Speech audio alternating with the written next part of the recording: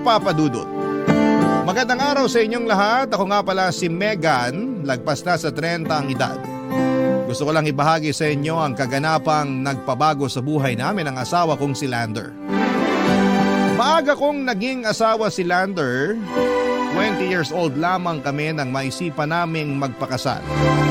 Hindi namin yon sinabi sa mga magulang namin lalo't kakagraduate lang namin sa college noon.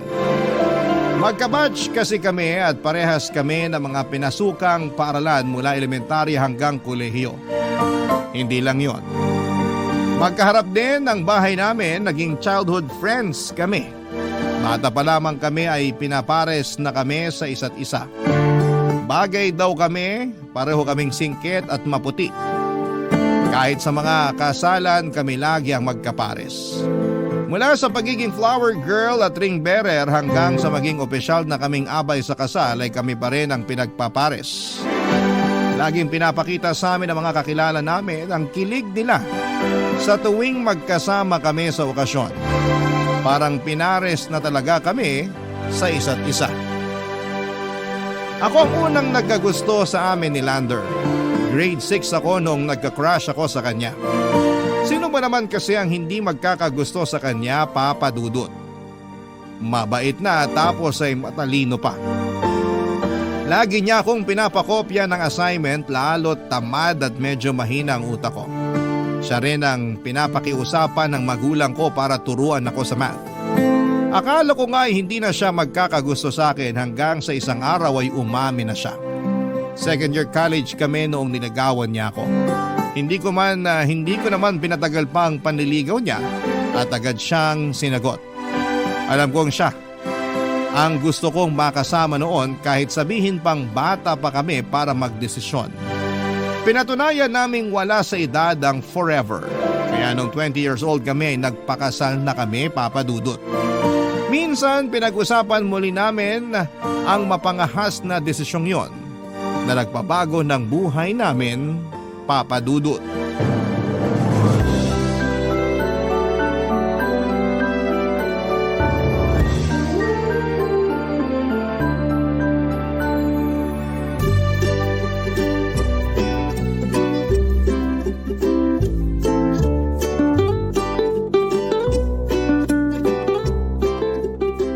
Naalala ko, nakasuot lang ako ng puting PE t-shirt tapos jogging pants na blue nung kinasal tayo. Ako nga naninilaw na yung puting t-shirt na suot ko nun. Tapos may butas pa sa balikat. Amoy inihaw ka pa nga nun. Kasalanan ko ba? Nagpabili ka ng barbecue 10 minutes bago ang kasal natin. Kasalanan ko ba kung nag-crave ako ng taba ng baboy? Nagpanggap kang naglilihi nun para lang bilan kita ng barbecue. Para siguradong bibilan mo ako ng barbecue. Nagka-trust issues ako sa iyo ron ha? Hindi ko naman na inulit. Sobrang kabado lang yata ako nun kaya ang tumaas yung cravings ko. Ako rin naman sobrang kabado. Kaya mabilis mo lang ako na auto para bilan ka ng barbecue. May naalala ako. Ano? Nung sinabi na natin sa mga magulang natin na kasal na tayo. Ay oo, grabe yun. Ilang beses na pabanyo si mama sa sobrang pagka-tense. Ganun talaga yung mama mo, no? Kapag nagugulat, bigla na lang kukulo yung tiyan. Oo. Biglang magkakaroon ng diarrhea. Si nanay naman parang manok na paikot-ikot sa sala. Kulang na lang tukain niya yung ulo ko sa inis. Masisisi ba natin sila? After 3 years lang natin sinabi sa kanilang kasal na tayo. Grabe yung 3 taon na pagtatago natin. Yung tipong hinihintay natin silang makatulog lahat tsaka ako pupunta sa kwarto mo para tabi tayo matulog. Tapos maaga akong gigising para bumalik sa bahay namin. 3 taon nating ginawa yun. Hindi ko alam kung paano natin nailihim yun ng ganun katagal. Hindi ko naman pinagsisihan na tinago natin. Kasi kahit papano, na-enjoy natin ng tayong dalawa lang yung maliit na mundo na binuo natin. Maliit na mundo na binuo natin. Ikaw talaga?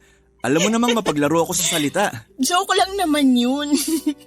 Gusto ko nga yung pagiging mapaglaro mo sa salita Naalala mo pa ba nung nililigawan mo pa lang ako? Diba nga, lagi mo akong ginagawa nun ng tula. Tuwing wala akong klase, hinihiram mo lagi yung notebook ko. Magugulat na lang ako, may mga tula ka na palang sinulat sa huling page ng notebook ko. Kasi naman kahit nasa klase ako, ikaw pa rin yung laman lagi ng isip ko. Kaya para hindi naman sayang, dinadaan ko na lang sa pagsusulat ng tula yung nararamdaman ko. Diyan! Diyan mo ako nadali Ang galing mo sa salita. Bolero, Hindi bolero yon. Expressive lang akong tao. Kaya nga mas lalo ako na-fall sa'yo eh. Mahigit 1 dekada na tayo pero kapag naalala ko kung paano mo ako niligawan at inalagaan noon, kinikilig pa rin ako. Nililigawan at inaalagaan pa rin naman kita ngayon ah. Hindi past tense yun. Ayan yung hindi nakakakilig sa'yo, nang kukorek ka ng grammar. Hindi grammar mong kinokorek ko ron. Ikaw talaga? Gusto ko lang i-correct na hanggang ngayon, tuloy pa rin ang panliligaw at pag-aalaga ko sa'yo. Hindi ba yan magiging past tense? Present at future tense lang. Sigurado ako. Tara na nga muna sa kwarto. Idlip tayo. Iidlip ba talaga? Ilang beses mo na akong biniktimar yan. Idlip kunwari, tapos maya-maya. Shh! Huwag mo sirain yung mood ko. Tara, idlip na kasi tayo. Sa mahigit 1 dekada naming pagsasama, wala na nga akong ibang mahihiling pa. Parang sobra pa nga ang ibinigay ng Diyos sa akin na pag-ibig. Parang binuhos na sa akin lahat ng pwedeng iregalo sa iba. Kaya araw-araw ay walang palyang inugali ko na talaga ang magpasalamat sa Diyos. Hindi lahat ay pwedeng makatisod ng katulad ni Lander. Kaya naman para hindi na siya makawala, inayos ko rin ang sarili ko. Aaminin kong marami akong ugaling hindi maganda, lalo na noong bata pa lamang ako. Pero inaral kong tanggalin ang mga yon sa sistema ko para hindi makaapekto sa relasyon namin ni Lander. Nagawa ko naman, Papa Dudut. Ganon pala talaga kapag nagmamahal ka. Kusa mong inaayos ang pwedeng makasira sa relasyon ninyong dalawa. Hindi ko naman sinasabing perpekto na ang relasyon namin. May mga hindi rin kami napagkakasunduan. Mga bagay kaming napag-aawayan. Pero pinipili naming bumalik sa isa't isa bago matapos ang araw. Yun ang pinag-uusapan namin ni Lander. Hindi kami papayag na matapos ang araw na hindi kami payapang magkatabi sa kahaba. Yun marahil ang sikreto kung bakit kami umabot sa mahigit 1 dekadang pagsasama. Hanggang isang araw ay nasubok ang relasyon namin dahil lang sa isang maliit na bagay. Maliit na problema lang noong simula. Pero dahil malaki ang pinag-ugatan ay lumalayon sa mga sumunod na araw. Sa ngayon ay gusto ko lang munang ibahagi sa inyo ang maliit na problemang pinagsimulan ng lahat. Nangyari ito nang makalimutan ni Lander ang aming anibersaryo. Nakakagulat yon sa parte ko dahil sa aming dalawa ay siya lagi ang nakakaalala ng mga bagay na ganon.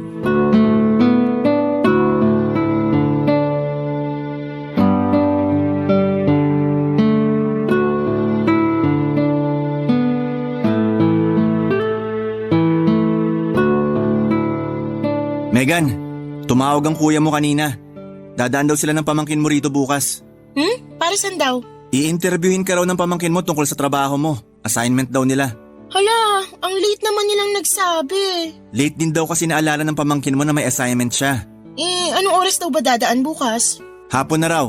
Teka nga, tatawagan ko. Hindi ako pwede bukas. Bakit naman hindi? Day off mo naman. Ha? Hindi mo maalala? Ang alin? Alam ko na to. Nagpapanggap kang hindi mo alam kasi may sorpresa ka para sa akin. Naks naman. Consistent ka talaga sa pagiging creative sa relasyon natin. Hindi kita maintindihan. Ano pinagsasabi mo? Hoy, lumang linya na yan. Nagamit mo na yan sa akin nung first year wedding anniversary natin. Kunwari nakalimutan mo pero may pasabog ka pala. Anniversary natin? Pasensya ka na kung nabuking kita. Sige, ganito na lang. Kunwari wala akong alam. Masusurprise pa rin ako, promise. Megan. Mauna na muna ako sa regalo ko sa'yo para sa anniversary natin bukas. Bumili ako ng 5 boxer shorts mo at pinaprint ko ron ang mukha ko. Para sa tuwing huhubarin mong pantalon mo, maaalala mo ako. Pwede na ba akong first runner-up sa pagiging creative? Anniversary natin bukas? Nakalimutan mo? Hindi dapat.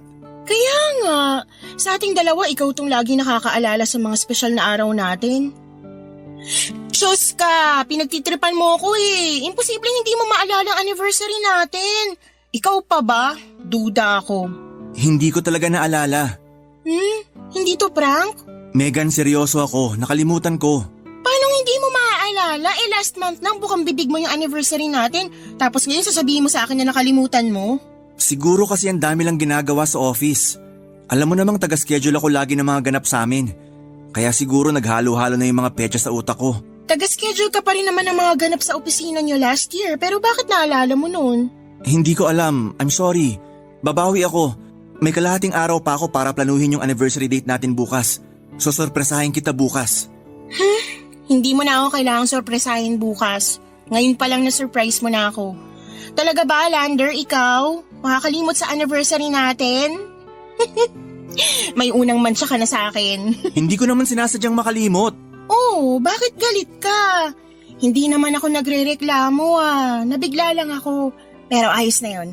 Mahaba pa ang araw para makapag-isip tayo ng gagawin para bukas. Tatawagan ko lang si Kuya para i-move yung interview ng pamangkin ko. Bakit hindi ko naalala? Lander, okay na yun. Ano ka ba? Walang kaso. Marami ka lang talagang ginagawa sa office nyo. Hayaan mo na. Paano hahayaan? Perfect akong karelasyon. Hindi ako ganito. Naalala ko lahat ng importanteng araw natin. Hindi ako to. May mali. Uy, Lander, sinabi ko namang ayos lang Nangyayari talaga ang ganito. Ako nga, diba? Sabi mo sa akin kung ilang beses na ako nakalimot sa anniversary natin. Hindi ko na maalala. Tingnan mo na, hindi mo na maalala kasi ilang beses na ako nakalimot. Kaya hayaan mo na yun. Kumpara sa akin, mas anghel ka pa rin sa relasyon natin. Happy anniversary para bukas!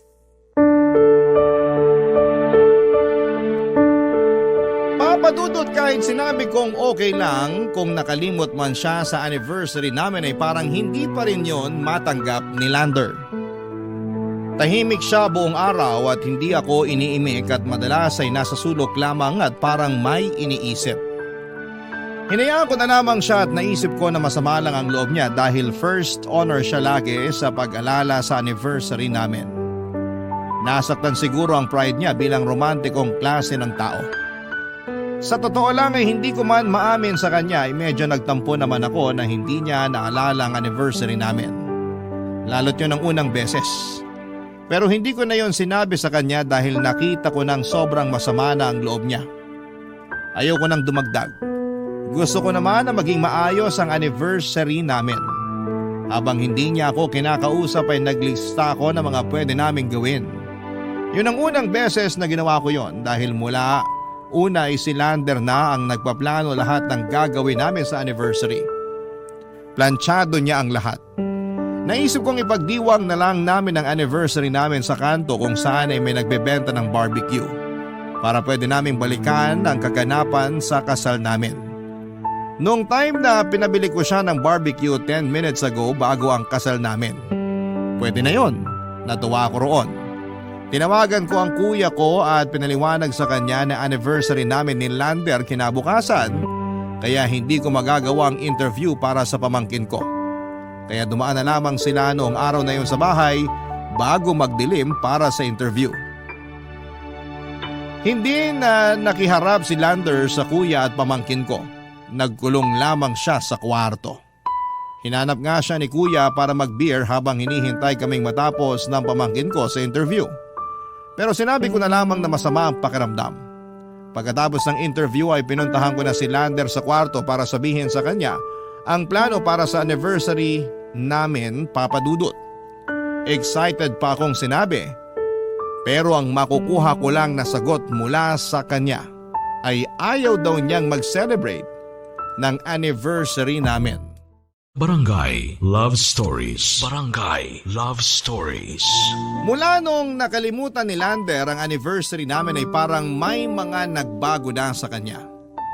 Hindi ko naman yon direktang sinabi sa kanya at naging sensitive na rin kasi siya at natatakot ako na may masabi akong hindi niya magustuhan. Ayaw kong nag-aaway kami ni Lander. Gusto kong payapa lang lagi ang relasyon naming dalawa. Alam kong hindi naman maiiwasan ang away at hindi pagkakaintindihan sa relasyon. Pero para sa akin ay gusto kong iwasan ito, Papa Dudut. Napadalas ang pag-oobserba ko kay Lander at hindi naman niya yon napuna. Tahimik ko lang siyang pinagmamasdan sa tuwing nasa bahay siya. Alam ko kasi na parang may mali pero hindi ko maituro kung ano yung mali. Naging madalas na kasi ang pagiging makakalimutin niya. Alam ko rin na normal na makalimot ang isang tao kapag sobra na ang mga iniisip niya. Lalo na sa lagay ni Lander na naparami ang trabaho sa kanilang opisina mula noong na-promote siya. Mga simpleng bagay lang naman ang nakakalimutan madalas ni Lander. Mula sa susi ng bahay hanggang sa ID nito sa opisina. Kaya ilang beses siyang bumabalik sa bahay para kunin ang mga naiiwanan niya. Pansin kong naiinis na siya sa pagiging makakalimutin niya pero pilit niyang kinakalma ang sarili niya. Kaya ang ginagawa ko na lamang ay pasimple ko na lamang na chinecheck ang mga gamit niya sa bag bago siya umalis. Pero pasimple lang to ha. Kasi nung minsang nahuli niya akong pinapaalala ang mga gamit niya ay nagalit siya sa akin. Paano pa kaya kapag nahuli niya akong chinecheck ang bag niya, hindi ba? Mula nang chinek ko ang mga gamit niya ay hindi na siya bumalik muli sa bahay para balikan kung may nakakalimutan siya. Naging maayos na rin ang mood niya. Hanggang isang araw ay nakalimutan kong i-check ang bag niya dahil naging busy ako sa pagtawag sa akin ng kapatid ko. Nakaalis na si Lander at hindi ko na-check ang bag niya. Makalipas ang ilang minuto ay humahango siyang bumalik ng bahay, Papa Dudut.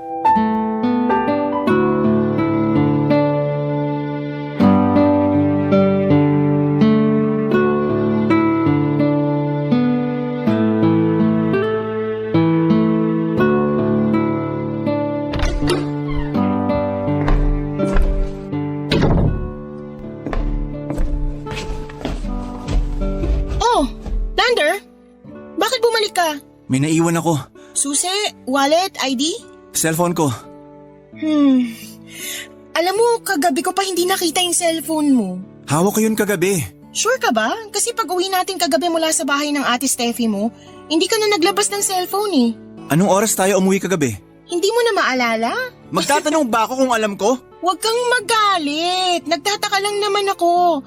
Bago mag alas 8 ng gabi nakauwi na tayo. Hawak ko talaga yung cellphone ko kagabi. Hindi talaga eh. Nagtataka nga ako kung bakit hindi ka pa rin nag-online game sa cellphone mo pagka uwi natin. Naisip ko, napagod ka lang. Ganun naman pala. Bakit di mo man lang sinabi sa akin to? Hindi ko naman alam. Akala ko ayaw mo lang mag-cellphone. Asa na ngayon yung cellphone ko? Teka, at tatawagan ko. Naka-silent ba yung cellphone mo? Hindi ko tanda. Teka. Nagre-ring naman. Asan kaya yun? Wala naman tumutunog dito. Baka naka-silent. Ay, teka, may sumagot. Hello? Ate Steffi? Nasa inyo pala yung cellphone ni Lander? Kanina pa kasi niya hinahanap eh. Ngayon ko lang din nakita. Nagulat ako na may nagre-ring dito sa sofa. Hindi ba niya napansin kagabi na wala siyang gamit na cellphone? Hindi ate. Pagod na kasi siya kagabi. Hindi na niya napansin na naiwan na pala niya dyan yung cellphone niya. Idadaan ko na lang mamaya sa opisina niya. Malapit lang naman ako ron. Pakisabi na lang ha. Sige ate, thank you. Bye. Safe yung cellphone mo. Nakita ni ate Steffi mo sa sofa nila. Ay, salamat. Akala ko kung naiwan na natin sa taxi kagabi. Idadaan daw niya mamaya sa opisina niyo. Opisina? Oo, malapit lang naman yung bahay ng ate Steffi mo sa office niyo, di ba? Bakit siya dadaan dun? Bakit hindi na lang dito sa bahay? Aalis ka rin naman ngayon at papasok sa opisina niyo. Mas magandang dun na lang. Tsaka umalis ka na bago ka pa maabutan ng traffic. Dali na. Bakit ako pupunta sa opisina ngayon? Lander, may work ka ngayon. Lunes ngayon. Di ba Sabado pa lang? Tsaka pupunta tayo ngayon sa bahay ng kuya mo, di ba? Makiki-birthday sa pamangkin mo? Gumaya ka na. Hindi tayo pupunta sa bahay ng kuya ko, Lander. Bakit? Kasi tapos na yung birthday ng pamangkin ko. 2 weeks ago na. Umasim ang itsura ni Lander sa huling sinabi ko. Hindi siya sumagot. Naupo na lamang siya at humingi ng isang baso ng tubig. Agad naman akong sumunod sa kanya at maski ako ay nababahala na sa ipinapakita ni Lander. Paano niyang nakalimutan ang cellphone niya? Mas malaki pa nga ang tsansang ako ang makalimot ng cellphone sa bahay ng ate Steffi niya. Hindi nawawala ang cellphone sa palad ni Lander. Doon ako sigurado. Mahilig kasi siya sa online games at panayang check niya sa GC, sa trabaho niya at sa kanyang email. Workaholic si Lander at nakasalalay sa kanyang cellphone ang trabaho niya. Hindi niya yon mabitawan kahit minsan. Kaya nga lahat ng pangbahay niya laging may bulsa para masiguradong hindi mawawala sa tabi niya ang kanyang cellphone. Yun ang unang pagkakataon na nakalimutan niya ang cellphone niya. Nakapagtatakang mula noong nakaraang gabi hanggang kinabukasan ay hindi man lang niya naalala ang cellphone niya. Pagkabot ko sa kanya ng isang basong tubig ay agad niyang ininom yun. Inubos ng mabilisan at nang mailapag na niya sa mesa ay agad siyang lumabas ng bahay at nagmadali na para pumunta ng opisina. Nabahala ako sa kanya lalo't magulo ang isipan niya at wala siyang cellphone na magagamit para makontak ko siya. Kailangan ko siyang makumusta. Kaya naman minessage ko ang katrabaho niya para pabantayan. Hindi ko naman sinabi sa katrabaho niya ang kadahilanan.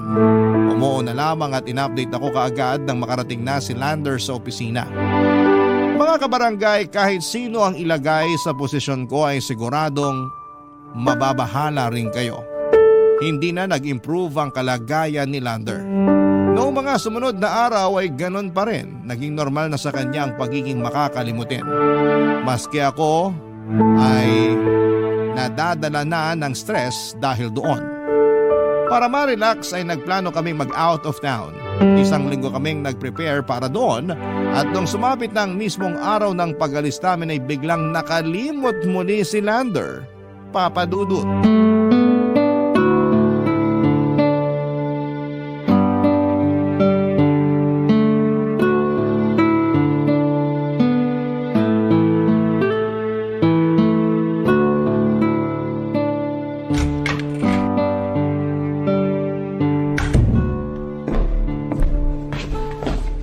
Mabuti naman at nagising ka na. Ha? Ganitong oras naman ang gising ko ah. Alam mo, maligo ka na lang. Andito na maya-maya lang yung van na maghahatid sa atin sa resort. Van?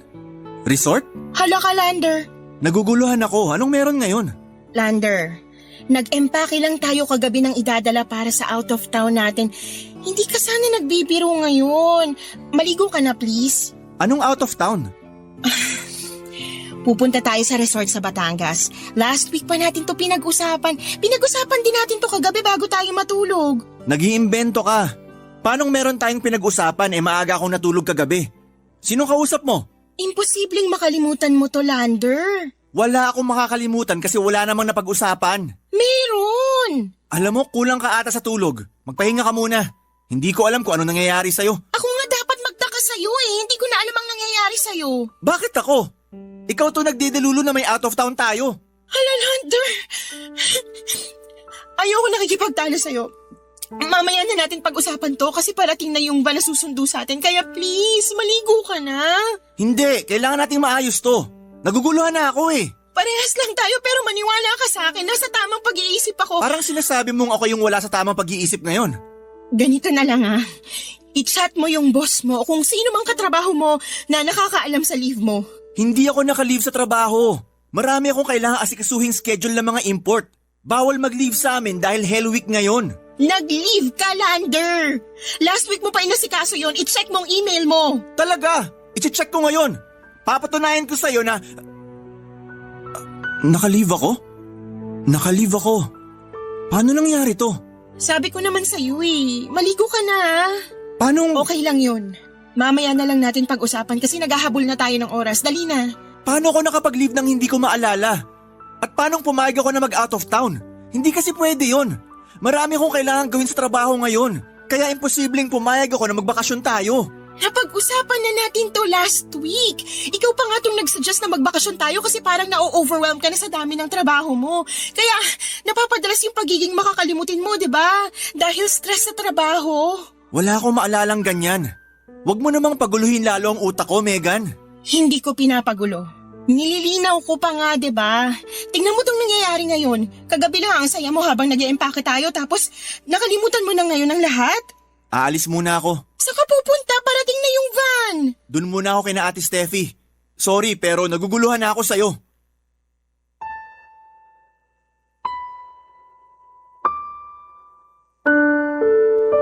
Papadudot kinuha lang ni Lander ang cellphone at wallet niya. Saka siya nagmamadaling lumabas ng bahay. Hindi ko rin alam kung bakit hindi ko na siya nagawang pigilan pa. Siguro'y nabigla na lang din ako at nagalit.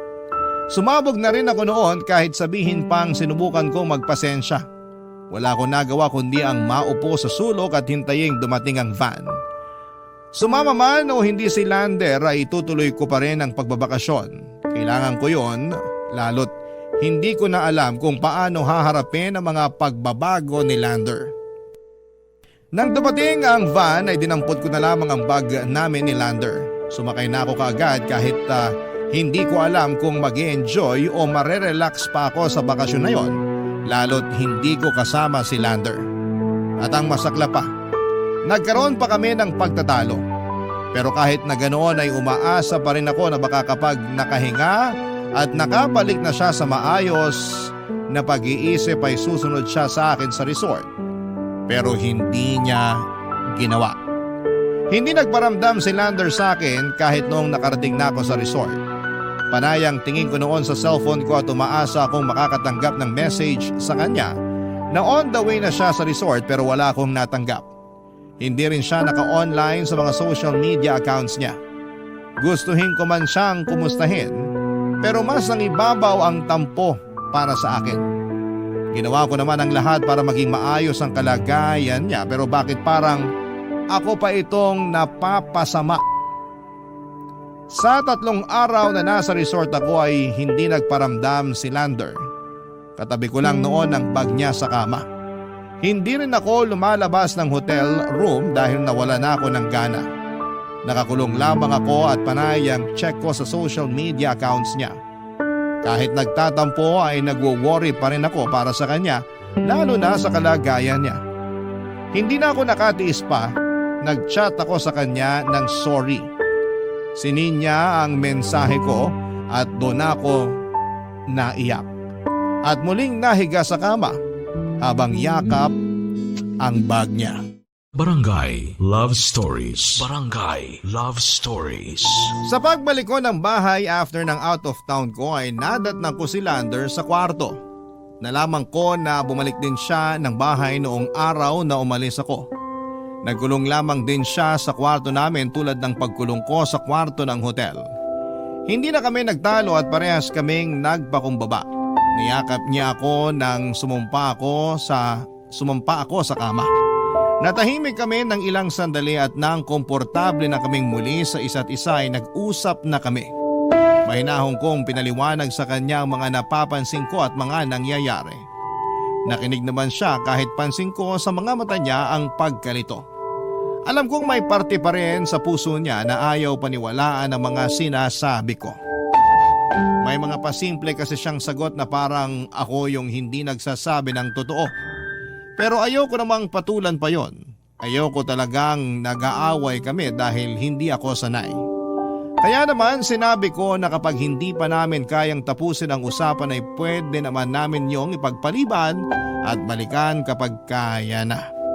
Paunti-unti ay tinulungan ko si Lander na makapag-adjust sa pagiging makakalimutin niya. Gumawa na ako ng mga listahan ng mga bagay na pwede niyang makalimutan para mabantayan ko at may abot sa kanya. Nag-screenshot na rin ako ng messages para lang may pruweba na may sinabi siya o may plano kung sakali mang makalimutan niya. Naging routine ko na ang ipaalala sa kanya bago siya matulog at bago siya umalis ng bahay para magtrabaho ang mga bagay na pwede niyang makalimutan. Minsan napapansin ko na naiinis o nababalisa na siya. Pero sumunod pa rin naman siya. Nakatulong naman yon kahit papaano. Pero madalas pa rin siyang makalimot kahit may mga paalala na. Minsan sinubukan kong ilatag ang mga pwede pa namin gawin para manumbalik ang talas ng isipan niya. Pero nauwi lamang yon sa pagtatalo.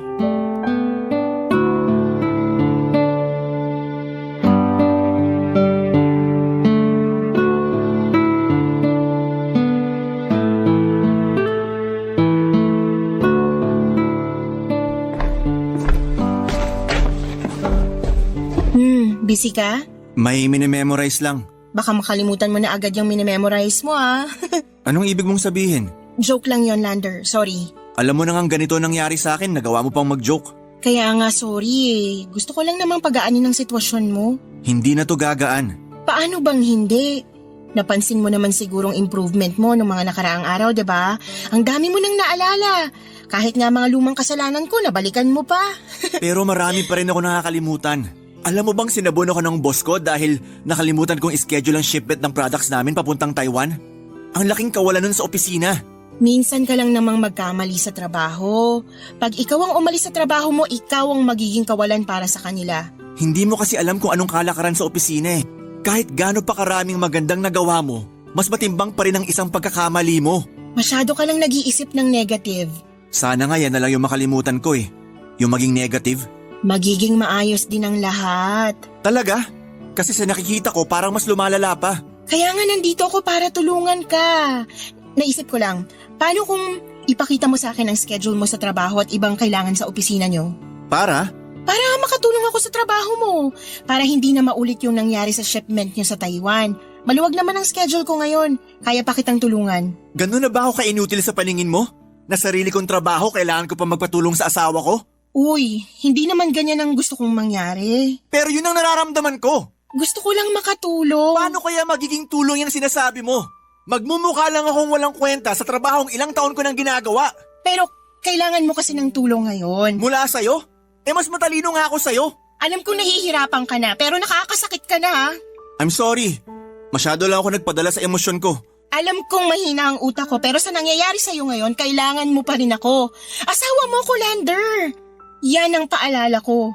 Hindi ako nakikipagkompetensya sa'yo sa pagalingan. Nandito ako para maging maayos ka ulit. Sorry pero ang hirap ipaliwanag sa'yo ang nangyayari sa akin. Kung hindi mo na kayang maipaliwanag ang nangyayari sa'yo, mas maganda siguro kung sa doktor na tayo lumapit. Siya nang magpapaliwanag sa atin ng lahat. Walang magpapadoktor! Subukan mo lang! Ikaw kayang sumubok sa kalagayan ko. Wala na ako halos natitira sa pride ko, Megan. Gusto mo pa akong humarap sa doktor dahilan sa pagiging makakalimutin ko sa maliliit na bagay? Para hindi na lumaki yung problema, doktor lang ang makakapagsabi ng totoong nangyayari sa'yo. Hindi. Ang sakit na nga na makarinig sa'yo na parang inutil na ako. Tapos gusto mo, may doktor pa na makisali sa problema ko?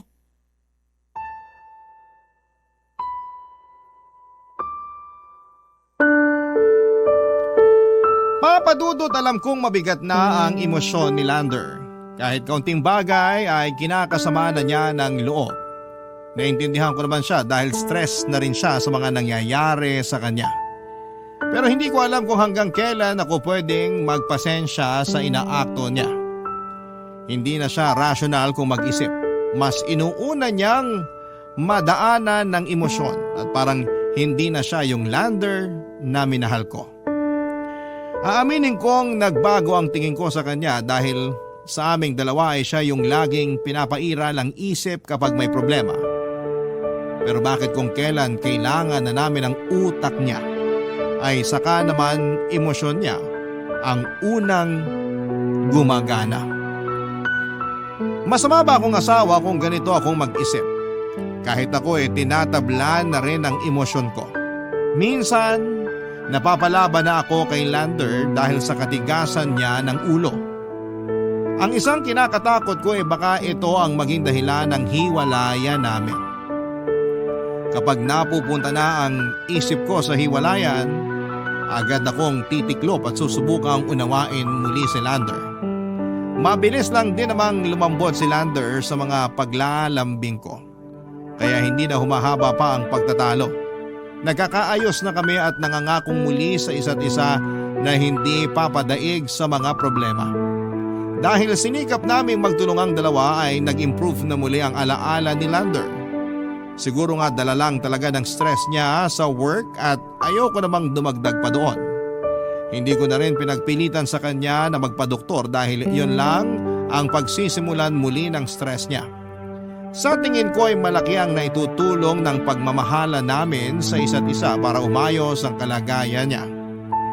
Nakakabawas naman talaga ng stress lalo na sa mga lalaki kapag napapakitaan sila ng pagmamahal at pangunawa. Kaya yon ang ibinubuhos ko kay Lander. After noon ay naging 100% na muli ang talas ng kanyang isipan. Kaya naman lumabas kami para mag-celebrate at nasakto rin na mansari pa namin, Papa Dudut.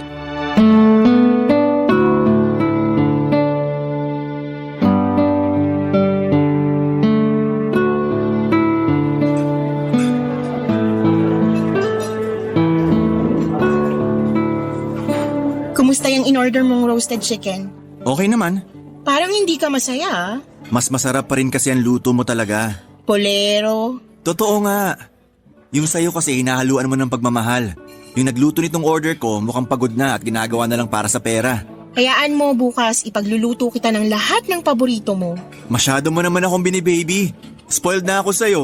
Masaya naman ako sa ginagawa ko. Hayaan mo na. Salamat sa pagpapasensya mo ha. Lalo na nitong mga nakaraan. Alam kong hindi madali para sa itong nangyayari sa akin. Ang hirap kong intindihin pero kinaya mo. Babawi ako sa'yo. Madali lang naman kayanin ang lahat, lalo na kapag naalala ko lahat ng ginawa mo para sa akin noon. Nakabawi ka na, huwag ka nang mag-alala. Sana magtuloy-tuloy ng maayos ang kalagayan ko. Ayoko nang maapektuhan ka. Huwag mo kong isipin, kaya ko to. Ang importante ngayon, nakarecover ka na. Kaya dapat lang talaga na mag-celebrate tayo ngayon. Tama. Cheers para sa... Para saan? Ano? Kala ko sa kama mo lang ako binibitin eh. Charot! Cheers para sa... Cheers para sa haba ng panahon na pinagsamahan natin. Nasaan ako? Din, nasa puso ko. Paano ko napunta rito? Bakit ako nakasuot ng ganito? Nakapangbahay lang ako kanina. Sino nagpalit ng damit ko? Sino nagsuot ng sapatos ko? Lander, hinga. Please, huminahon ka. Bakit nandito tayo? Paano mo ako nadala rito? Mansari natin ngayon. Hindi. Birthday ngayon ni Ate Steffi. Dapat andun tayo sa bahay nila. Magpapatulong siya na magluto ng kalderete. Sinabihan niya ako kagabi. Lander, makinig ka. Tapos ng birthday ng Ate Steffi mo, last month pa yun eh. Paanong last month? Kausap ko lang siya kagabi. Excited nga siya na tutulong tayo sa pagluluto. Tapos sabi mo pa nga sa kanya na ikaw na yung bahala sa cake. Oo, sinabi ko yon. Nagustuhan ng Ate Steffi mo yung ube cake na binili ko. Tapos natuwa yung mga bisita sa niluto niyong kaldereta. Pero last month pa talaga yun, Lander. Hindi! May pictures tayo sa Facebook. Gusto mo makita? Hindi! Ang gulo mo! Ginugulo mo ako! Hindi kita ginugulo. Sinasabi ko lang ang totoo. Tinutulungan kitang makaalala. Naaalala ko naman lahat! Bakit hindi mo maalalang tapos ng birthday ng Ate Steffi mo at ang selebrasyon ng mansari natin ngayon? Kasi kagabi lang kami nakapag-usap ni Ate Steffi para sa handa niyang kaldereta. Last month pa yon, Lander. Ubus na yung kaldereta. Nakasuot ka pa noon ng dilaw na terno, di ba? Yung kakabili mo lang sa online shop? Naalala ko pa kasi hindi mo na nilabhan. Sinuot mo na agad. Tapos pinarisan mo ng mapulang lipstick kasi sabi mo bagay yung dilaw sa pula. Lander, last month pa yan eh. Tsaka may naalala ko. Hindi ba? Ano? Lander, ano? Sino ka? Lander. Sino ka?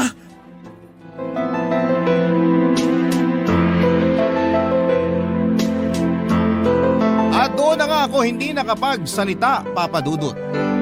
Parang sobra naman na. Ayos lang na makalimutan niya ang susi, wallet, cellphone at maski na ang anniversary namin, pero ang makalimutan kung sino ako. Bakit at papaano. Pinigilan kong huwag maiyak habang nakatitig lamang ako sa kanya at nananalangin na sana ay nagbibiro lamang siya. At kung sakali mang hindi ay sana'y mabilis lamang mawala ang pagkalimot niyang yon at maalala niya akong muli. Hindi niya ako pwedeng makalimutan, pero sa pagkakataong yon ay wala akong makita sa mga mata niya kundi ang pagtataka. Parang lahat ng memorya ko sa kanya ay nawawala. Hindi na mapakalipas si Lander sa mga nangyayari sa kanya at nagwala siya. Sinubukan siyang pigilan ng mga waiter at guard at hindi na ako nakisali dahil nangihina na ako. Nang mapakalma nila si Lander ay saka ako nagpasyang akayin siya palabas ng restaurant. Paulit-ulit kong sinasabi sa kanya na kumalma lamang siya at magtiwala. Wala naman na siyang ibang choice noon kundi ang maniwala. Umara ako ng taxi at nagpahatid kami sa ospital. Nalaman namin na may early onset dementia si Lander. Parang gumuho ang mundo ko. Bata pa kung tutuusin si Lander para tamaan nito. Pero ayon sa mga doktor ay hindi ligtas si Lander dito dahil nagsisimula ito sa edad na 25. Maliit lang daw ang porsyento na mga kaedad ni Lander ang tinatamaan ng sakit na ito. Doon ako mas nagalit dahil nasaktuhan pa ang asawa ko ang tinamaan ng walang patawad na sakit na ito. Nagtanong ako kung meron pang pwedeng gawing paraan para ma-revise or ma-reverse ang sakit ng asawa ko. Pero umiling lamang ang doktor at sinabing wala pang lunas para sa karamdaman na yon. Doon na tuluyang bumagsak ang mundo ko. Nakatingin lamang ako kay Lander habang payapang natutulog sa kama ng ospital na pinuntahan namin. Kinailangan siyang pakalmahin at patulugin dahil masyado na siyang nagpapanik sa kalagayan niya. Sa ngayon ay lumala na ang kalagayan ni Lander. Mas maraming beses na hindi niya ako naaalala at tanging ang Ate Steffi lamang niya ang naaalala niya. Kaya naman minabuti namin na doon na lamang siya sa bahay ng Ate Steffi niya tumira para hindi na makadagdag ng stress para sa kanya. Dumadalaw na lamang ako kapag maayos at medyo nakakaalala siya. Sa isang iglap, binura ng demensya ang samahan naming matagal naming pinaghirapan. Binura nito ang lahat ng alaala na maayos naming inimbak. Panayang dasal ko para sa isang himala. Pero maski ang himala ay parang trinaydor na rin po ako. Hindi ko na alam kung ano pa ang pwedeng gawin ngayon. Napakasakit makisama sa isang taong habang buhay mong kakilala pero sa paningin niya ngayon, isa ka lang malabong alaala. Hanggang dito na lamang po ang aking liham at maraming salamat po sa Barangay LS sa pakikinig sa mga kwento na mga katulad kong may pinagdadaanan at kailangan lang ng makakaintindi at mga taong hindi huhusga. Muli maraming salamat po. Ang inyong forever kapuso at ka-barangay, Megan. Dear Papa Dudut, magandang araw po sa inyo at sa lahat ng mga nakikinig ngayon dito sa inyong programa. Ako po si Monet, taga Candelaria, Zambales. Nagtatrabaho bilang receptionist sa isang hotel and resort. Ako po ang bunso sa aming 4 na magkakapatid pero imbes na yung mga nakatatanda sa akin, ang tumutulong kina mama at papa ay ako ang inubligan nila mula nung makatapos ako ng kolehiyo. Wala naman sanang problema sa akin na tumulong sa mga magulang ko. Yun lang kasi ang paraan ko para makabawi ako sa mga sakripisyo nila. Makatapos lang ako ng pag-aaral. Pero habang tumatagal ay nagiging mabigat na po ang lahat. Papa Dudut, nang mawala ng trabaho ang 2 kong kuya, sa akin na rin po sila madalas na humihingi ng pera. Hindi naman po ako nagdamot sa kanila. Ang kaso ay umabot na sila sa puntong inaabangan na ang sweldo ko para humiram ng pera. Halos wala na pong natitira noon sa akin dahil hawak ni mama ang debit card ko. Kaya naman tuwing pumapasok doon ng sweldo ko ay sa kanya lahat napupunta at hindi ko na nahahawakan pa. Kung meron man akong ekstrang pera, kinikita ko yon sa pag-online selling ng sabon at pabango sa mga katrabaho at kakilala ko. Mas lalo kaming nagkaroon ng problema sa pinansyal noong na-stroke si Papa. Nahinto siya sa pagtatrabaho sa hardware bilang delivery truck driver. Pakalipas pa noon, ang 1 buwan na pagliban niya sa trabaho ay binisita siya ng kanyang amo. Natawagin niya na lamang po sa pangalang Luis. Magkaedad lamang po sila ni Papa. Pero nang dumating siya sa bahay namin ay hindi ko inaasahan ang ginawa noon ng nanay ko, Papa Dudut.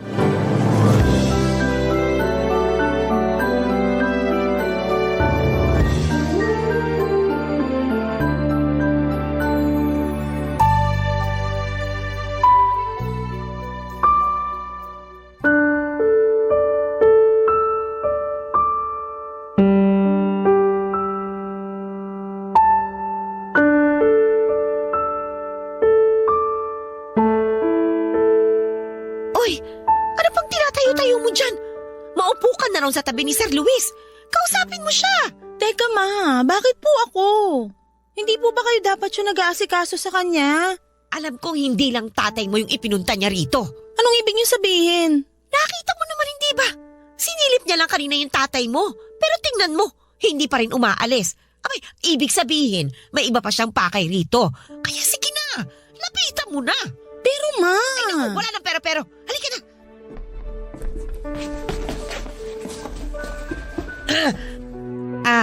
Sir Luis, kung hindi ka sana nagmamadali, iimbitahan ka sana namin dito na lang mananghalian.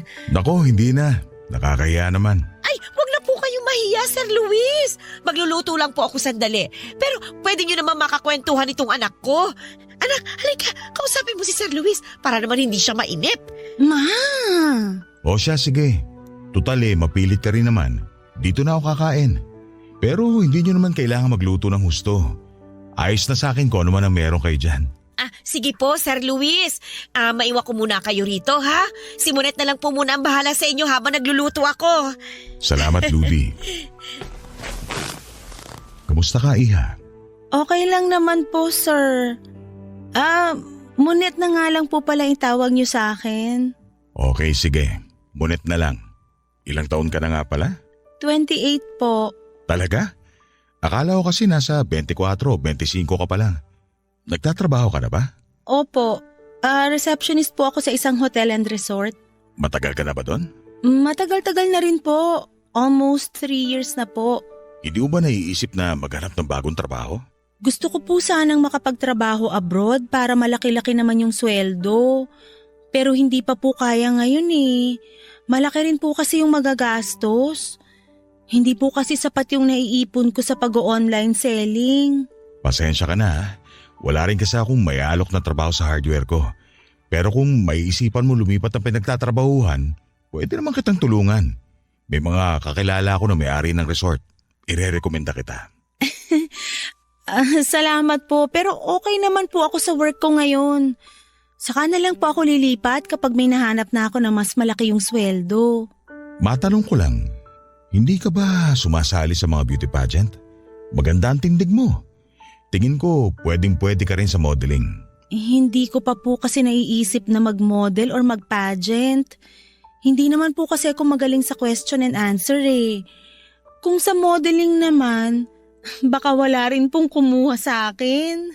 Kung sa Q&A yung inaalala mo, pwede namang aralin yun. Sayang kasi kung hindi mo magagamit yung ganda mo. Hindi ko rin po kayang humarap sa maraming tao. Dapat masanay ka na. Kita ko naman na mahiyain ka pero hindi dapat ikinakahiya yung ganyang itsura. Matangkad ka, maganda, at maraming may gusto sa pagkamorena mo. Hayaan mo, kapag nagkausap ulit kami nung kakilala ko nagtatrabaho sa modeling agency, ire-rekomenda kita. Naku, salamat po, Sir Luis. Saka ka na magpasalamat kapag natulungan na kita. Ang bait nyo naman po. Ang swerte po ng mga anak nyo. Wala akong anak. Talaga po? Di ba po nagkaasawa na kayo dati? Oo, pero hindi kami nagkaanak. Ayaw kasi niya magbuntis. Bago kami maghiwalay, nalaman ko na bahog pala siya. Sabi ko nga, nagsabi na lang sana siya nung una pa lang kasi tanggap ko naman siya kahit hindi kami magkaanak. Kaso, iniwan pa rin ako. Kung ganun, mag-isa na lang po pala kayo ngayon? Sa bahay, oo. Pero sa buhay, hindi. Marami naman akong kaibigan eh. Pasensya na po kayo kung medyo personal yung itatanong ko.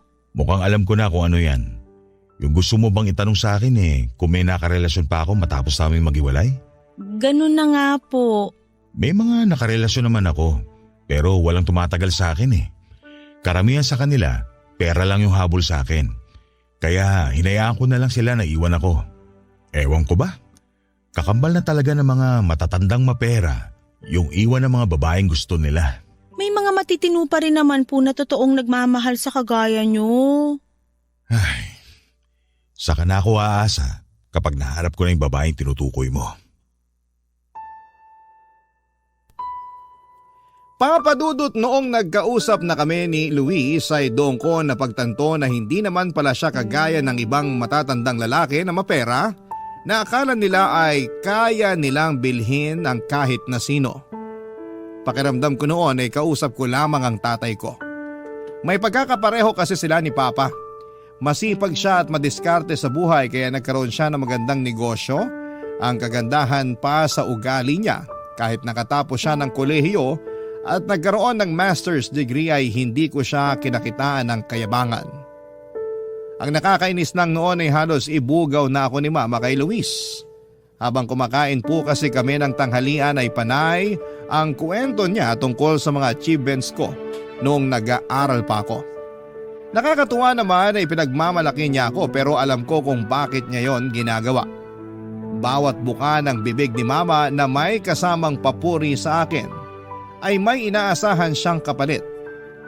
Nang makaalis si Luis sa bahay ay hindi pa natapos si Mama sa mga sinabi niya na halos hindi ko na masikmura. Paulit-ulit niyang sinasabi na gagaan ang buhay namin kung maaakit ko si Luis.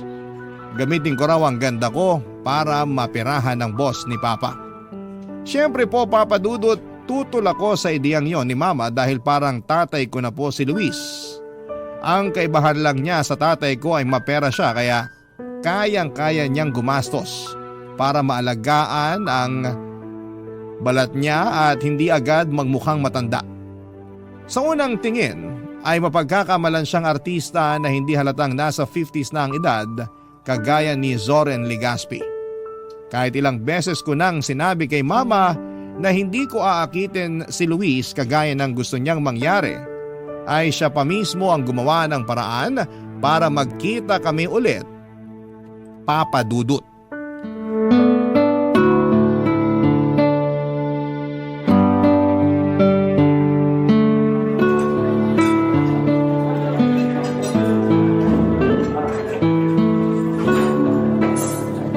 Salamat kasi pinagbigyan mo ako na magkita tayo ngayon. Tatapatin ko na po kayo, Sir Luis. Hindi po ako makikipagkita sa inyo rito kung hindi inutos ng nanay ko. Naiintindihan ko. At hindi rin naman ako nandito para pilitin kang makipag-usap sa akin. Kung gusto mong umuwi ka agad, hindi kita pipigilan. Pero sana, samahan mo muna akong kumain. Ano po bang meron? Birthday nyo? Paano mo nahulaan? Masyado po kasing marami itong mga pagkain na in-order nyo, tsaka may cake pa. Tama ka. Birthday ko nga ngayon. Ah, happy birthday po. Salamat ah. Sige, kumain ka na. Sigurado po ba kayong pauuwi nyo ko after natin kumain? Oo, pero kung may gusto ko pang puntahan, pwede naman kitang samahan. Wala na po akong gustong puntahan. Gusto ko lang magpahinga ngayong araw kasi bukas may pasok na naman sa trabaho. Hindi ka ba nakakapagpahinga sa bahay niyo tuwing Sabado? Hindi po eh. Maraming pinapagawa si Mama tsaka tumutulong din ako sa pagluluto niya ng mga kakaning binibenta niya. Napakasipag mo naman. Alam mo, unang kita ko pa lang sa'yo, alam ko na kaagad na mabuti kang anak sa mga magulang mo. Bakit niyo po sinasabi yan? May balak po ba kayong ampunin ako? Kung papayag ka. Po? Biro lang. Alam ko namang mabuti kang anak sa mga magulang mo. Pero hindi kita gusto para maging anak ko. Hindi ko rin naman po kailangan ng bagong magulang. Mabait po yung tatay ko at mataas yung respeto ko sa kanya kaya hindi na po ako naghahangad na magkaroon ng pangalawang ama. Hindi naman yun yung ibig ko sabihin. Ganito kasi yun. Hindi kita gusto maging anak kasi espesyal ka. Espesyal yung tingin ko sa'yo. Bakit hindi nyo na lang po diretso na gusto nyo akong maging girlfriend? Baka kasi hindi mo magustuhan. Pasensya ka na. Huwag po sana kayong ma-offend. Pero wala naman sanang problema sa akin kung kaedad ko lang kayo eh. Kaso magkaedad lang kayo ni tatay. Ano na lang po yung sasabihin sa atin ng ibang tao kapag nakita nila tayong magkasama? Baka mapagkamalan pa tayong mag-ama. Tama ka. Sa katunayan, naisip ko na rin yan bago tayo mag-usap. Pero kung ako yung tatanungin, kaya kong baliwalain lahat ng sasabihin ng ibang tao. Kayo po yun, kaya nyo. Pero ako hindi. Naiintindihan ko naman. Pero kung okay lang sana sa'yo, hihilingin ko na kahit patago na lang tayong magkita. Hindi natin ilalantad sa ibang tao na may relasyon tayo kung sakali. Sa dami po ng mga tsismosa ngayon, imposible yung pagtatago ng relasyon na gusto nyo. Makita lang tayo na magkasama, yung iniisip at pinag-uusapan nila, baka umabot na kagad sa kama. Pumayag ka lang na ligawan kita. Pangako, iingatan ko ang reputasyon mo. Hindi kita pipiliting lumabas kung ayaw mo para walang makakita sa atin. Pero... Pakiusap mo, Net. Pagbigyan mo lang ako na ligawan ka, hindi mo yun pagsisisihan. Kahit naman po tanggihan ko kayo, wala pa rin akong magagawa kundi sundin yung gusto ni Mama. Alam kong ginagawa mo lang to dahil gusto ni Ludi. Kung ibang tao lang, baka nagalit na sa kanya. Pero hindi ako magagalit sa nanay mo. Kasi siya yung dahilan kaya kita nakilala. Pasensya na po Pero pwede bang kumain na lang tayo? Hindi po kasi ako komportable na pag-usapan yung ganitong bagay. Sige, kumain ka na muna. Saka na lang natin to pag-usapan kapag handa ka na. Papadudot na realize ko na mabait naman pala si Luis at hindi siya kagaya ng ibang lalaki na porket mapera, nagiging agresibo na dahil akala nila ay kaya nilang bayaran lahat ng babaeng magugustuhan nila. Gentleman si Luis at maunawain gaya ni tatay. Marami siyang inialok sa akin at hindi ko naman yon tinanggihan gaya ng utos ni Mama. Ewan ko ba pero alam naman niya na ginagamit lang ako ni Mama para pirahan siya. Pero tinutulungan pa rin niya kami at nagpapanggap siya na walang alam sa nangyayari. Kaya naman parang gusto ko na lamang lumubog sa kahihiyan.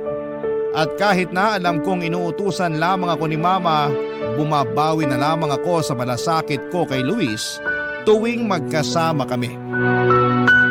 Gaya ng gusto ni Mama, pumayag na akong magpaligaw.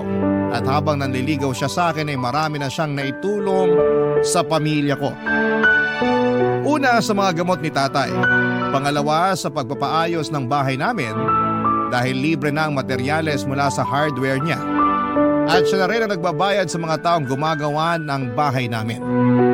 Sa laki ng utang na loob namin sa kanya ay laking pasasalamat ko na lamang na hindi po siya nagde-take advantage sa akin at hindi niya ako sinisingil sa parang hindi ko magugustuhan, Papadudot. Pinaparamdam sa akin ni Luis na marespeto siya sa akin. Barangay Love Stories. Barangay Love Stories. Papadudot, dahil po sa kagustuhan ni Mama ay hindi ko na pinatagal ang panliligaw sa akin ni Luis. Sinagot ko na siya kaagad. Akala ko nung una ay hindi tatagal ang relasyon naming dalawa pero noong umabot na yon ng mahigit 2 buwan ay medyo nag-iba na ang pananaw ko. Consistent din naman sa ipinapakitang intensyon si Luis. Wala pa ring taking advantage na nangyayari. Palagi niyang hinihingi ang consent ko sa mga ginagawa niya at na-appreciate ko naman talaga yon. Kung ibang babae po siguro o ang nasa kalagayan ko ng time na yon, ay mapapasana all na lang dahil na kay Luis na po ang hinahanap nilang princess treatment. Minsan ay nagigising na lamang ako na may nakapilang paper bag sa gilid ng kamang tinutulugan ko dahil naipamili na niya ako ng mga bag, sapatos at damit na hindi ko noon nabibili. Papadudod, sobrang smooth naman po ang lahat pero gumuho lahat ng expectations ko kay Luis nung hilingin niya na may mangyari na sa amin. At dahil hindi ko naman siya gusto ay hindi po ako pumayag. Nagdahilan na lamang ako na hindi ako papayag na mangyari yon nang hindi pa kami kasal. Nangako naman siyang pananagutan niya ako kung sakali. Pero buo na ang desisyon ko noon. Maswerte ako dahil nakumbinsi ko siya, Papadudot.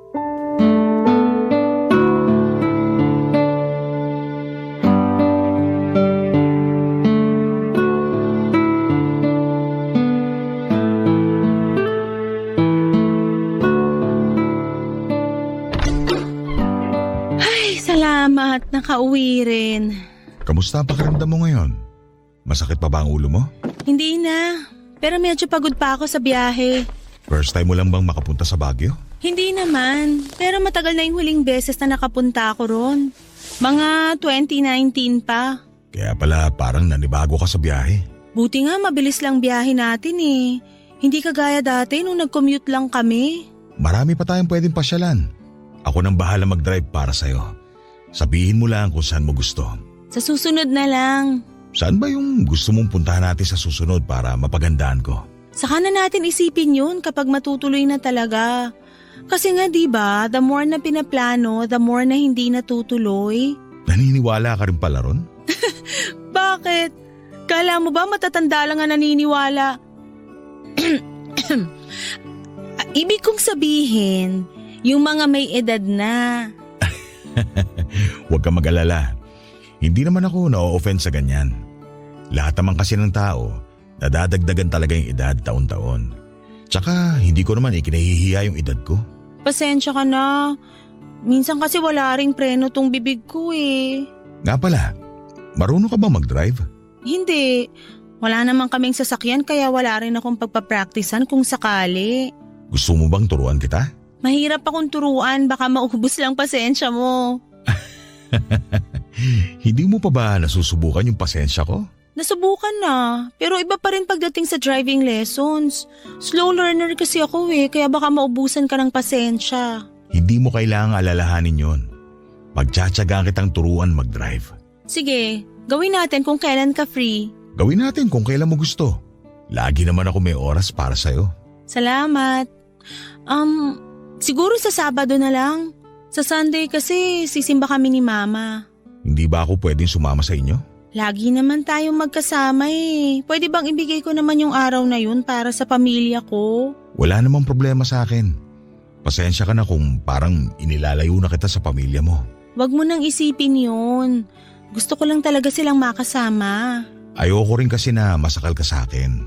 Alam mo, sa totoo lang, okay ka naman talaga. Kaso nga lang, may pero. Oo, at hindi ko nasasabihin yon. Hanggang ngayon ba, hindi mo pa rin tanggap yung edad ko? Pwede bang wag muna nating pag-usapan to? Pero girlfriend na kita. Kaya nga, hindi ka pa ba masaya ron? Masaya pero pakiramdam ko kasi parang hindi mo pa ako tanggap bilang boyfriend mo. Hindi ka naman siguro manhid, no? Alam mo naman siguro na si Mama lang yung may gusto na makipagrelasyon ako sa'yo. Pero di ba, medyo nagiging okay ka na rin naman na magkasama tayo nitong nakaraan? Kasi sinusubukan ko. Pero hindi ibig sabihin nun nagugustuhan na kita. Magkaiba kasi yung sinusubukan pa lang sa nagugustuhan, okay? Ay, okay. Naiintindihan ko. Kung may choice ka lang siguro na kung mawala sa relasyong to, matagal mo nang ginawa. Ganun na nga. Ay, magiging honest ako sa'yo, Luis, ha? Malaki na utang na loob sa'yo ng mga magulang ko, Kaya nakikisama ka na lang sa akin bilang kabayaran sa mga yon, tama ba? Oo. Kaya hanggat may utang na loob kami sa'yo, makakasama mo pa rin ako. Paano kung hilingin kong kapalit sa lahat ng mga naitulong ko sa pamilya mo, yung may mangyari sa atin? Papayag ka ba?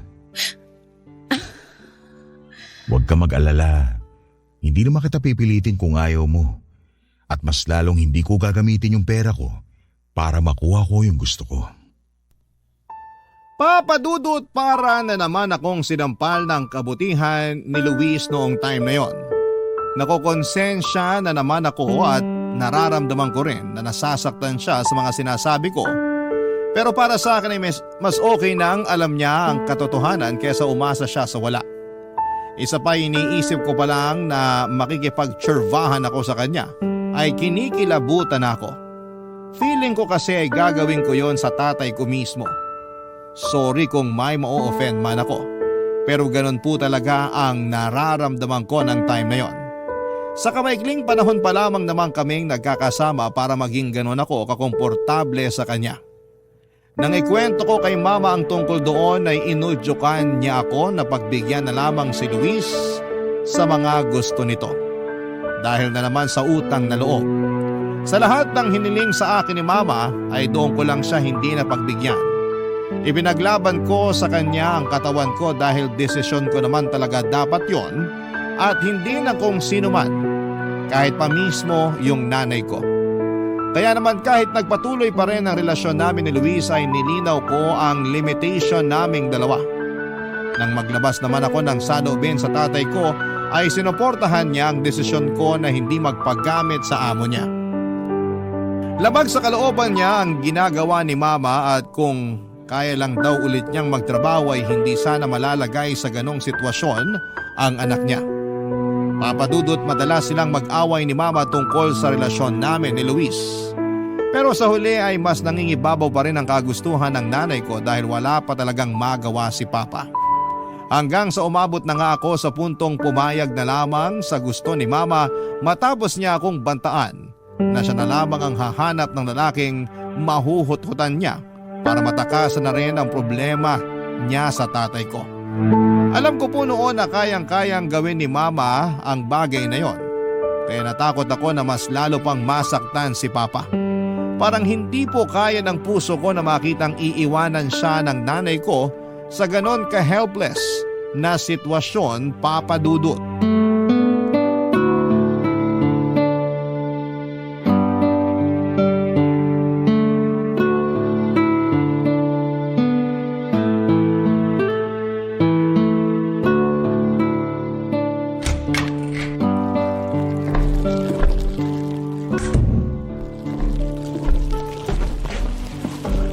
Ma, O anak, buti naman nakadalaw ka pa rito. Hindi mo ba kasama si Luis? dinaan lang ako ma, umalis din siya kagad. Babiyahe pa kasi pa Manila. Ay nako, baka mamaya may iba pang babaeng kinikita yun ha? Kung ako sa'yo, akitin mo siya ng akitin hanggang sa hindi ka na niya kayang iwanan. Yan pa rin ba iniisip mo hanggang ngayon ma? Halos ipamigay mo na nga ako kay Luis eh. Hindi pamigay yon, bayad ka.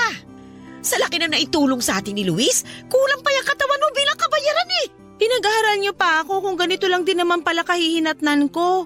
Medyo sosyal lang ako ng konti dun sa mga babaeng bayaran eh. Pero kung iisipin, wala na akong maipagmamalaki ma.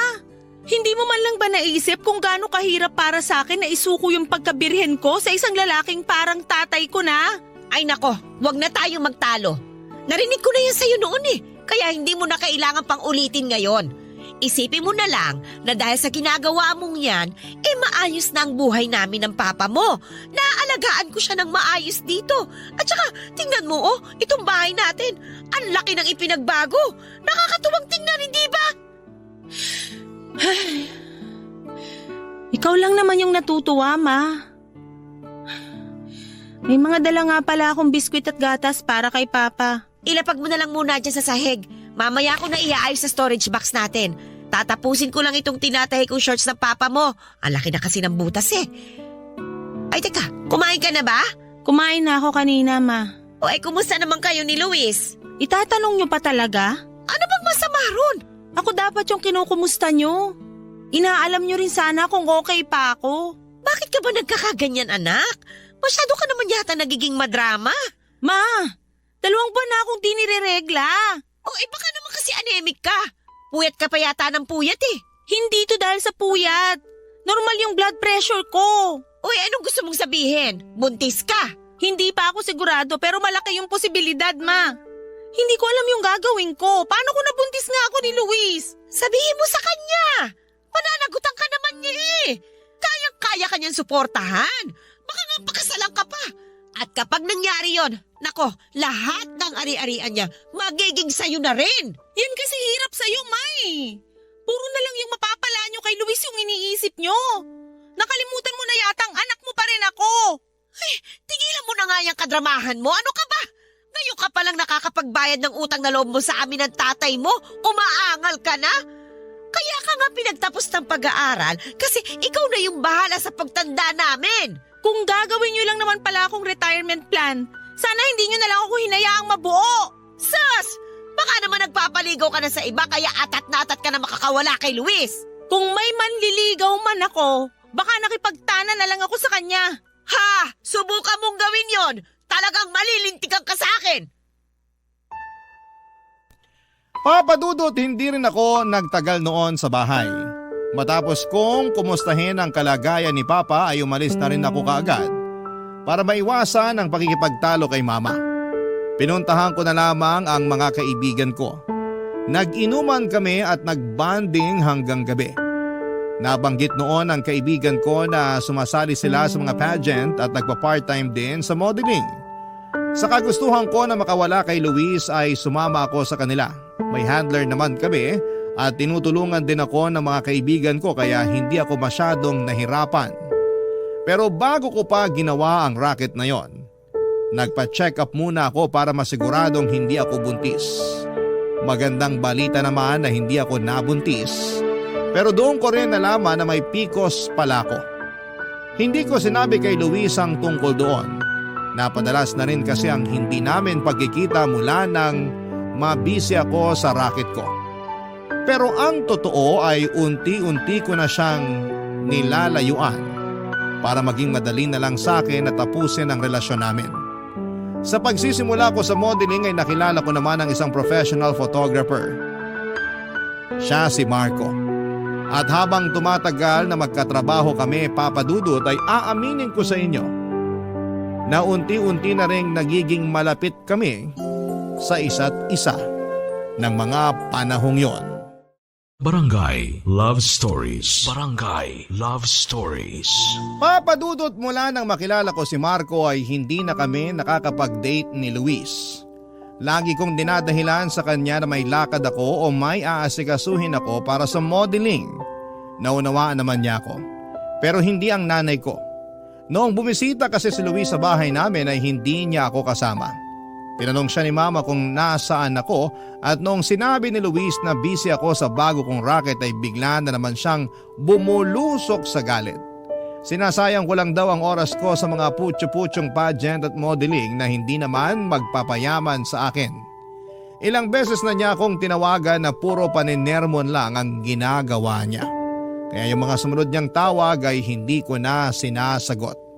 Nagpatuloy ang pagsuporta ni Luis sa pamilya ko sa kabila ng pambabaliwala ko sa kanya. Gusto ko man siyang sabihan na itigil na niya yon, ay hindi rin naman ganong kadali.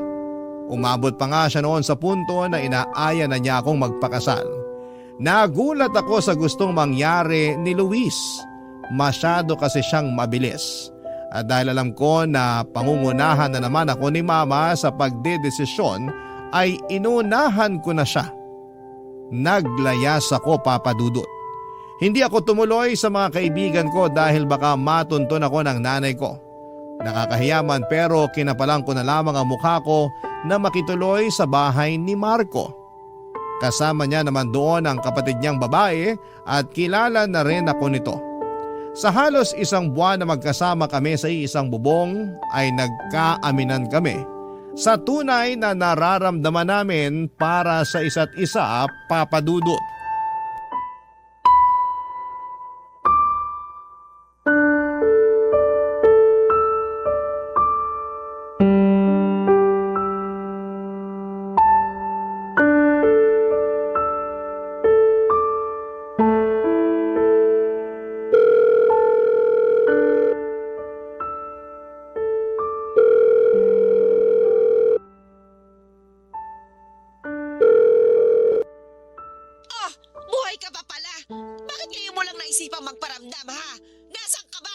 Ma, pwede bang kumalma ka muna? Paano kung kakalma? Bigla ka na lang nawala na parang bula. Tinakasa mo pa si Sir Luis. Hindi po ako tumawag sa inyo para lang makipagtalo o makipagsagutan. Gusto ko lang kamustahin yung kalagayan ni Papa. Kung gusto mong malaman yung kalagayan niya, abay umuwi ka rito. Ma naman! Pati ba naman pangungumusta kay Papa, ipagkakait niyo pa sa akin? Magkakaroon ka lang ulit ng balita sa Papa mo kung babalik ka kay Sir Luis. Hindi ko gusto si Luis. Sinubukan ko naman eh. Sinubukan ko siyang pakisamahan gaya ng gusto nyo. Pumayag pa nga ako na may mangyari sa amin, di ba? Pero hindi ko na kaya. Sukang-suka na ako. Habang tumatagal na kasama ko siya, nandidiri na rin ako sa sarili ko. Kaya please naman, Ma. Huwag mo na akong piliting bumalik pa sa kanya. Hindi pwede. Kapag naghiwalay kayo, matitigil na ang suporta niya sa amin ng Papa mo. Nagtatrabaho naman ako, di ba? Di ba ba sapat yun, Ma? O tapos ano? Putyo-putyo lang yung kinikita mo. Ha? Hindi mo yan may pagmamalaki sa akin, kaya bumalik ka na rito. Ayoko na. Hindi na ako babalik kay Luis. Masyado na siyang matanda para sa akin. May iba na akong gusto. Ano? May iba na akong gusto, Ma. At magkasama na kami ngayon. Ano ba yung pinagsasasabi mo, Monet? Ha? Iwala mo yung lalaking yan. Hindi siya makakatulong sa pamilya natin. Malaki na yung naitulong ko sa inyo. Sobra-sobra pa nga kaya sana makontento na lang kayo ron. Hindi ko naman kayo papabayaan Magpapadala pa rin ako ng pera, pero please lang. Huwag na kayong maghangad ng sobra-sobra kasi maliit pa lang yung kaya kong ibigay ngayon. Tigilan mo na nga yung kahibangan mo! Wala kang mararating sa buhay kung ipipilit mo yung gusto mo! Gusto ko lang naman magkaroon ng kalayaan na pumili ng lalaking makakasama ko, Ma. Hindi po ba pwedeng ibigay nyo na lang to sa akin? Okay na yung bahay natin. Yung gamot ni Papa, kaya ko na rin yung gastusan. Hindi pa po ba sapat yung meron kayo ngayon? Nagpapasalamat po ako na pinag-aaral niyo ako. Pero hindi ko naman alam na kalayaan ko pala yung kapalit noon. Bakit kailangan na kalayaan ko yung isakripisyo para gumanda yung buhay niyo? Huwag mong gawing komplikado yung sitwasyon! Umuwi ka na! Ayoko, Ma. Mahal ko na si Marco. Sa kanya ako sasama. Nahihibang ka na ba talaga? Hindi pa nga namin nakikilala yung lalaking sinasamahan mo, tapos mahal mo na kagad? Wala po akong balak na ipakilala siya sa inyo kasi alam ko na yung gagawin niyo, Ma. Iharap mo sa amin yung lalaking yan! Huwag mo nga hayaang mabuntis ka niyan bago mo siya iharap sa amin ng papa mo! Sana nga po. Sana nga mabuntis na lang niya ako para hindi niyo na ako ipilit sa Luis na yon. Hoy, Monette! Kung may natitira ka pang respeto sa amin, bilang mga magulang mo, umuwi ka rito at iharap mo sa amin yung lalaking kinakasama mo! Papa Dudut, wala akong pinagsisihan sa mga binitawan kong salita. Batid ko naman noon na nasaktan ko rin si Mama sa mga nasabi ko, pero yun na lamang talaga ang paraan ko noon para maunawaan niya ako. Ang pag-uusap namin yon ay hindi na nasundan sa loob ng 1 buwan. Akala ko rin noon ay itatakwil na ako ng nanay ko kaya hindi na ako muli pang tumawag sa kanya para mangumusta. Naghanap na lamang ako ng kakilala na malapit doon sa amin para kumustahin ang kalagayan ni Papa. Noong nalaman ko na okay naman siya ay kahit lumayas ako ay nagkaroon ako ng kaunting pag-asa. Ipinagpatuloy ko lang ang ginagawa ko hanggang sa maging runner-up ako sa isang pageant. Tungkol naman sa amin ni Marco, niligawan na po niya ako at nagkaroon kami ng relasyon. Hindi ako noon nakipag-usap kay Luis. Hindi rin ako nakipaghiwalay sa kanya dahil akala ko ay malinaw ng ayoko na sa kanya noong lumayo ako. Hindi na rin naman niya ako tinawagan o minessage man lang. Nahihiya ako noon kay Luis kaya hindi ko na rin talaga alam kung paano ko siya kakausapin. Mga 2 buwan lang mula nang maging kami ni Marco ay napansin ko na may kakaiba sa ikinikilos niya. Palagi siyang may ka-chat at lumalayo rin sa akin kapag may kausap sa cellphone niya. Kaya naman mas lalo akong naghinala. Kahit nakatira kami sa isang bubong ay bibihira na rin kaming magkita mula noong hindi na kami magkasama sa trabaho. Hanggang isang araw, naisipan kong buksan ang cellphone ni Marco at doon ko na nga po nalaman na may girlfriend na pala siya bago pa naging kami. Nagkaroon kami ng komprontasyon. Matapos yun ay umalis na ako sa bahay niya. Kaya ko naman sanang mangupahan noong time na yon pero bumalik ako sa mga magulang ko dahil nami-miss ko na rin po sila, Papa Dudut.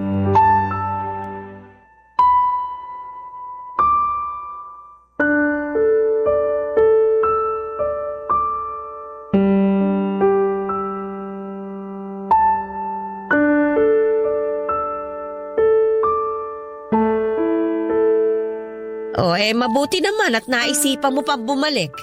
Kala ko kinalimutan mo na kami ng papa mo Hindi ko naman po yun gagawin sa inyo ni Papa. Hindi lang tayo nagkaintindihan nun sa pakikipagrelasyon ko kay Luis. Pero sana hanggang dun na lang yung samaan natin ang loob, Ma. Aaminin ko, anak. Nasaktan ako nung sinabi mo na sasama ka sa boyfriend mo. Pakiramdam ko kasi noon, wala ka na talagang pakialam sa amin ng papa mo. Sumama lang naman po loob ko sa'yo, Ma. Parang pinaparamdam nyo kasi sa akin noon na wala akong kalayaan. Na kayo lang yung masusunod palagi. Ayaw mo na ba talaga kay Sir Luis? Hindi ko naman po siya nagustuhan kahit nung simula pa lang. Galing siya rito nung nakaraang linggo. Akala niya kasi nandito ka Pumupunta pa rin pala siya dito? Oo. At saka, alam mo ba, tuloy-tuloy pa rin ang pagtulong niya sa amin ng papa mo. Nagkakausap pa ba kayo? Hindi na po, Ma. Hindi mo man lang ba siya sinabihan na may bago ka ng boyfriend? Hindi ko na po nasabi sa kanya. Nahihiya na rin kasi ako kaya hindi ko alam kung paano ko siya kakausapin. Paano kung kausapin ka niya at makipagbalikan pa siya sa'yo? Papayag ka ba? Tungkol po dyan, mukhang kailangan talaga namin mag-usap. Bakit? Wala na ba kayo nung bago mong boyfriend? Niloko niya ako, Ma. May girlfriend na pala siya bago pa naging kami pero hindi man lang niya sinabi sa akin. Tumira kami sa isang bubong, Ma. Ang daming pagkakataon para sabihin niya yun sa akin pero hindi niya ginawa. Gusto niya yata akong gawing kabit. Kapal ng mukha niya. Ay, kung hindi ka sana umalis, mas maayos sana yung sitwasyon mo ngayon. Pero anak, alam kong hindi mo talaga gusto si Sir Luis. Pero kung titingnan mo, edad lang naman yung humahadlang sa inyo eh. Nakakahiyamang sabihin pero parang gusto ko nang lunukin yung mga sinabi ko noon, Ma. Ibang-iba si Luis kay Marco. Hindi niya ako kayang saktan kahit isang beses. Hindi niya ako sinusumbatan sa mga naitulong niya sa pamilya natin. Kahit na nararamdaman niyang napipilitan lang ako sa relasyon namin. Hindi niya rin ako hinabol at kinumpronta nung lumayo ako sa inyo. Anak, hindi na kita pipilitin na makipagrelasyon kay Sir Luis. Pero kung gusto mong bumalik sa kanya, ay ikaw ang bahala. Ay nako, pasensya ka na nga pala kung ginamit kita para makatikim ng kaunting ginhawa. Napakalaki na kasalanan ko sa iyo, anak. Sa tagal mong nawala, miss na miss ka namin ng papa mo. Nag-usap na kaming dalawa eh. Tsaka nagkasundo na kami na kapag bumalik ka rito, palalayain na kita. Kaya lahat ng gusto mong gawin, anak, magagawa mo na. Kung ayaw mo na talagang bumalik kay Sir Luis, ako nang bahalang kumausap sa kanya. Kung kinakailangang ibalik namin lahat ng naibigay niya, gagawin namin yun ng papa mo. Salamat po, Ma. Pero hayaan niyo na muna po ako na makausap si Luis. Mukhang may bisita yata tayo ah. Ay, anak, si Sir Luis, oh. Alam ba niya na nandito ako, Ma? Hindi. Hindi ko naman siya sinabihan eh. Magandang umaga, Ludi. Oh, Munet. Nandito ka na pala. Kakauwi ko lang kahapon. Maiwan ko na muna kayong dalawa ha. Mag-aasikaso lang ako ng lulutuin mamaya para sa tanghalian natin. Sige po, Ma. Tagal mo ring nawala ah. Balita ko, nag-runner-up ka sa pageant. Lalo kang gumanda ngayon. Salamat. Nga pala, gusto talaga sana kitang makausap. Tungkol saan? Sa pag-alis ko, sa pangiiwan ko sa'yo. Hindi na ako magpapaligoy-ligoy pa. Nagkaroon kasi ako ng boyfriend nung umalis ako. Nagsama kami. Doon ako tumira sa bahay niya, pero nalaman ko na may girlfriend na pala siya bago pa naging kami. Kaya ayun, iniwan ko siya. Nagka-boyfriend ka na pala ng bago. Mas bata ba siya? Kaedad ko lang. Kung ganun, wala na pala talaga akong pag-asa kung ganun yung edad na gusto mo.